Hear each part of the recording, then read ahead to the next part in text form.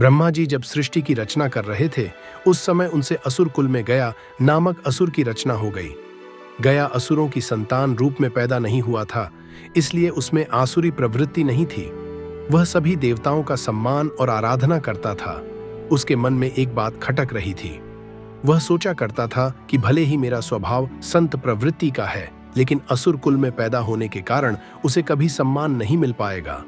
इसलिए क्यों न अच्छे कर्मों से इतना पुण्य अर्जित किया जाए ताकि उसे स्वर्ग प्राप्ति हो। गयासुर ने कठोर तप करके भगवान श्री विष्णु जी को प्रसन्न किया। भगवान ने गयासुर वरदान मांगने को कहा तो गयासुर ने मांगा, भगवान आप मेरे शरीर में वास करें, जो मुझे देखे तो उसके सारे पाप नष्ट हो जाएं।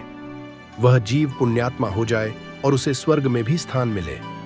भगवान श्री हरि से वरदान पाकर गयासुर घूम घूम कर लोगों के पाप दूर करने लगा।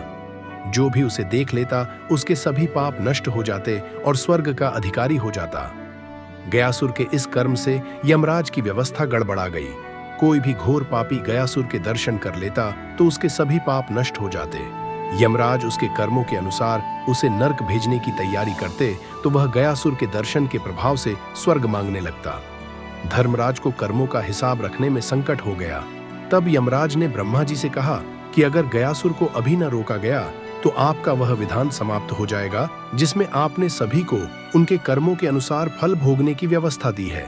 पापी भी गयासुर के प्रभाव से स्वर्ग भोगने लगते हैं। ब्रह्मा जी ने उसी समय उपाय निकाला।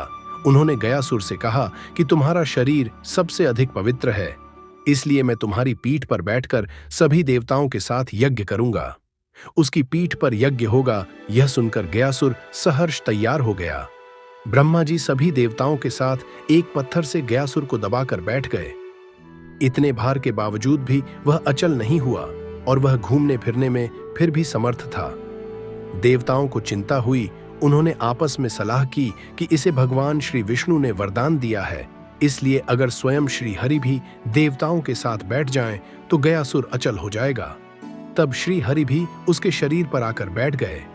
भगवान श्री विष्णु जी को भी सभी देवताओं के साथ अपने शरीर पर बैठा देखकर गयासुर ने कहा, आप सब देवता और मेरे आराध्य श्री हरि की मर्यादा के लिए अब मैं अचल हो रहा हूँ।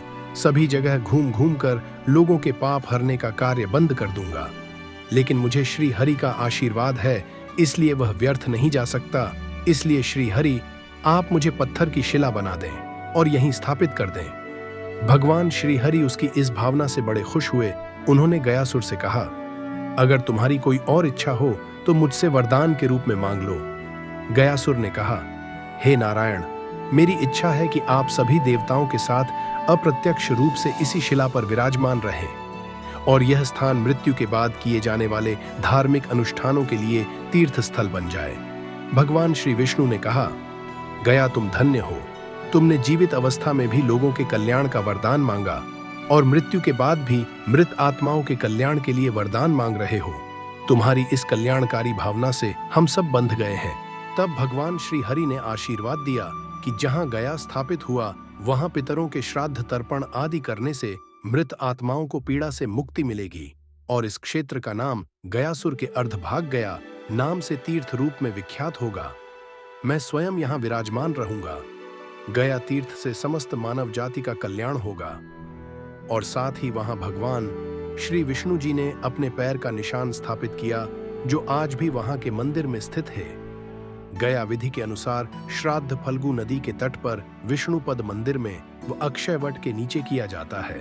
वह स्थान बिहार के गया में हुआ जहां श्राद्ध आदि करने से पितरों का कल्याण होता है। दोस्तों, ऐसा भी शास्त्रों में लिखा है कि सर्वप्रथम सतयुग में ब्रह्मा जी ने पिंडदान किया था। महाभारत के वन पर्व में भीष्म पितामह और पांडवों की गया यात्रा का उल्लेख मिलता है। श्री राम ने अपने पिता महाराजा दशरथ का पिंडदान गया में किया था। गया के पंडितों के पास जो साक्ष्य है उनसे स्पष्ट है कि मौर्य और गुप्त राजाओं से लेकर कुमारिल भट्ट, चाणक्य, रामकृष्ण परमहंस और चैतन्य महाप्रभु जैसे महापुरुषों का भी गया में ही पिंडदान करने का प्रमाण मिलता है। तो मित्रों, ये है गया तीर्थ की कहानी। आशा है आपको ये पसंद आई होगी। इसे अपने दोस्तों मित्रों तक शेयर करें और चैनल सब्सक्राइब करना ना भूलें।